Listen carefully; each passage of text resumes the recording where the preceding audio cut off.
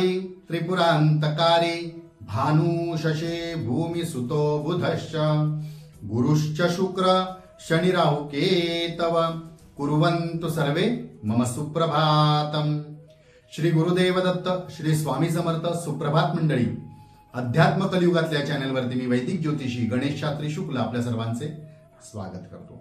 मित्रांनो, हे अध्यात्म कलियुगातले चॅनल आजपर्यंत जर अजूनपर्यंत आपण सबस्क्राइब केले नसेल, फक्त कुठल्या तरी व्हॉट्सअप ग्रुपवरती लिंक घेऊन आपण ते पाहत असाल तर मित्रांनो प्लीज आपण हे चॅनल सबस्क्राइब करा, बेल आयकॉन दाबा, शेअर करा, लाईक करा, जेणेकरून सर्वप्रथम जो व्हिडिओ अपलोड होईल तो आपल्याला डायरेक्ट पाहता येईल, नोटिफिकेशन येईल, ग्रुपवर येण्याची वाट पाहावी लागणार नाही। मित्रांनो, कधी कधी कामाच्या गडबडीत हे झालेले व्हिडिओ मी इतर ग्रुपमध्ये किंवा व्हॉट्सअपवरती शेअर करण्याचा वेळ मिळत नाही किंवा लक्षात असत नाही, त्यामुळे कदाचित तो आपल्याला पाहता येत नाही, मग आपल्याला मेसेज करावे लागतात। जर आपण स्वतः तो लाईक केला असेल, सबस्क्राईब केला असेल आणि बेल आयकॉन दाबलं असेल तर तो आपल्याला मिळू शकतो। तर मित्रांनो, आपण हे आपले चॅनल सबस्क्राईब करा। आपले प्रेम मला मिळत आहे, आपण स्वामी समर्थ श्री गुरुदेव दत्त असा जे लिहितात कमेंटमध्ये, त्यामुळे मलाही उत्साह येतो। मित्रांनो, आम्ही सुद्धा खूप कष्टाने हे व्हिडिओ करतो, याचा नक्की लाभ घ्या। हे साप्ताहिक राशी भविष्य असणार आहे, हे 7 ते 13 ऑक्टोबर 2024 चे असणार आहे, नक्की पहा।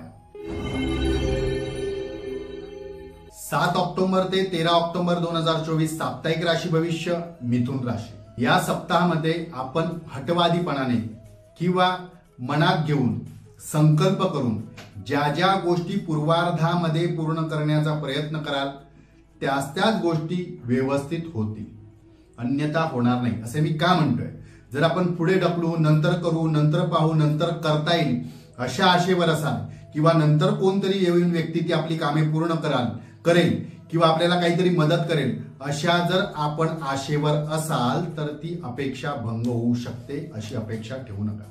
आपण स्वतःहून ज्या ज्या गोष्टी पूर्वार्धामध्ये प्रयत्नाने पूर्ण करणार आहात अशाच गोष्टीमध्ये आपल्याला यश मिळणार आहे, ती कामकाजे आपले पूर्ण होतील, अन्यथा ते पुढे ढकलल्यामुळे होणार नाही। या सप्ताहात आरोग्य चांगले असेल। आरोग्याबद्दल मागच्या सप्ताहामध्ये किंवा आधी जो काही त्रास होत होता, आरोग्यामुळे जे काही त्रास होऊन आपली कामे अर्धवट राहत होती, कामे पूर्ण होत नव्हती, ती पूर्ण होतील। आरोग्य उत्तम असेल, आरोग्य स्वास्थ्य चांगले असेल, स्वास्थ्य उत्तम लाभेल, यात काही शंका नाही। आता या सप्ताहामध्ये अचानक धनप्राप्तीचे योग जुळून येणार आहे।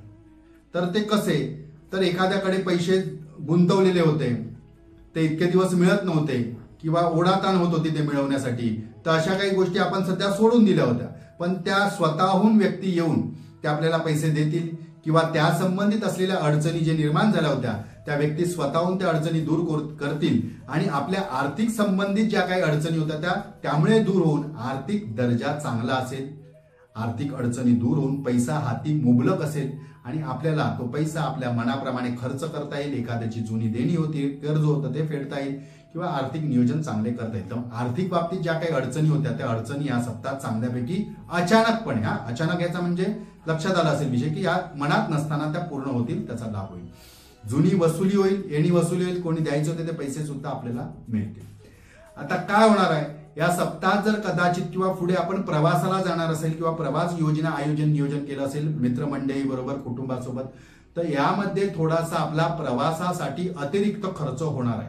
जिथे आपण 100 रुपयेच खर्च होणार असा जर विचार केला होता तर त्या ठिकाणी 150 ते 200 रुपये अचानक खर्च करायला लागल्यामुळे कदाचित आपली चलबिचल होऊ शकते किंवा संतुलन बिघडू शकतं।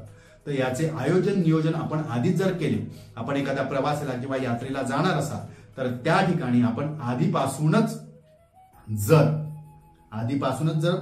मानसिक तयारी ठेवली, बाबा नाही आपण 10 रुपयाचा तर विचार केलाय पण कदाचित 15 रुपये सुद्धा लागू शकतात, 1.5 लागू शकतात, तर ते आपल्याकडे असावेत, ठेवूया, अशा विचाराने जर आपण तो प्रवास केला तर त्याच्यात आपल्याला तितकासा त्रास होणार नाही, पण प्रवासातून आपल्याला लाभ सुद्धा नक्की होणार आहे। नवीन मैत्री होणार आहे, नवीन मित्र मैत्रिणी मिळून घेऊन चांगले नाते सुधारले जाणार आहेत, चांगले व्यक्ती आपल्या आयुष्यामध्ये प्रवेश करतील। या सप्ताहात आपल्यासाठी शुभ तारखा असणार आहे 7 आणि 11, शुभ अंक असणारा 9 आणि रंग असणारा लाल, याचा आपण लाभ करून घ्या।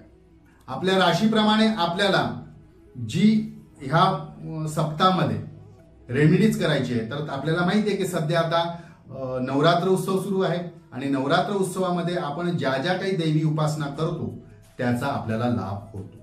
जर आपल्याला अभ्यासात अडचणी येत असतील तर आपण सरस्वतीची उपासना करा. या कुंदेंदू हा जो श्लोक आहे तो म्हणा किंवा प्रज्ञाविवर्धन स्तोत्राचा रोज पाठ करा. धनासंबंधित एखादा प्रश्न असेल तर आपण महालक्ष्मी अष्टकाचा पाठ करा किंवा महालक्ष्मी अष्टक दिवसातून 8 वेळा म्हणण्याचा प्रयत्न करा. 3 वेळा म्हणायचं तर प्रतिवेळी 8 वेळा म्हणण्याचा प्रयत्न करा. म्हणजे सकाळ दुपार. एककाले पडे नित्यम महापाप विनाशनम, द्विकालम या पडे नित्यम धनधान्य समन्विता, त्रिकालम या पडे नित्यम महाशत्रू विनाशनम असं सांगितलं. तर तिन्ही काळामध्ये आपण 8 वेळा तो प्रयत्न करा म्हणण्याचा. आपल्याला नक्की त्याचा लाभ होईल. महाकालीची सुद्धा उपासना करत असेल तर आपल्या कुलदेवतेचा जप करा, नक्की आपल्याला त्याचा लाभ होईल. मित्रांनो, आपल्या राशीप्रमाणे मी आपल्याला या नवरात्रीतल्या उपासना सांगितल्या आहेत. आपण मुद्दाम करा, याचा नक्की लाभ होतो. कारण नवरात्रीमध्ये हा जागरांचा दिवस असतो आणि या नवरात्रीमध्ये आपण जे काही लहान लहान अनुष्ठान सुद्धा करतात ना, त्या लहान अनुष्ठानाचे आपल्याला शतपटीने फळ मिळतं. आणि ज्या काही सिद्धी प्राप्त करण्यासाठी आपण एखादी गोष्ट करताना त्याची सिद्धी सुद्धा प्राप्त होते. म्हणजे सिद्धी हेतू एखादं अनुष्ठान केलं असता त्याच्यात सिद्धी प्राप्त होते. या नवरात्रीच्या काळात तुम्ही विचार करणार नाही, नवरात्रीचं देवीचं करतात. त्यासोबत लोक गुरुचरित्राचं पारायण सुद्धा करतात, इतर देवीची अनुष्ठानं करतात, शंकराची आराधना करतात, विष्णू वल्लभाची सुद्धा आराधना करतात. तर का करतात? तर हा जो 9 दिवसांचा जो काळ आहे नवरात्रीचा, शारदीय नवरात्रोत्सव, हा फक्त देवीसाठी नाहीये, तर सिद्धी ही देवी दाता आहे. म्हणजे सिद्धिदाता ही देवी असल्या कारणाने सिद्धिकारक ज्या काही गोष्टी आपण करतात त्याचा लाभ होतो. या काळामध्ये आपण मुद्दाम महालक्ष्मी अष्टक किंवा आपल्या कुलदेवतेचा सतत जप करा. या महालक्ष्मी अष्टक जर सिद्ध झाले तर त्याचा आपल्याला भरपूर लाभ होतो लक्ष्मी प्राप्तीसाठी. मित्रांनो, अजूनपर्यंत हे आपले चॅनल आपण सबस्क्राईब केलं नसेल तर सबस्क्राईब करा. जास्तीत जास्त लोकांपर्यंत मित्रांनो शेअर करा. त्यांच्या आयुष्यात ज्या काही अडचणी असतात त्या अडचणी दूर होतील, त्यांना, तुम्हाला आणि मलाही त्याचा लाभ होईल. चला तर पुढच्या आठवड्यात नक्की भेटूया याच ठिकाणी ह्याच वेळी. तोपर्यंत सर्वांना धन्यवाद आणि हे नवरात्री शारदीय उत्सवाच्या दसऱ्याच्या पुन्हा एकदा आपल्याला हार्दिक शुभेच्छा.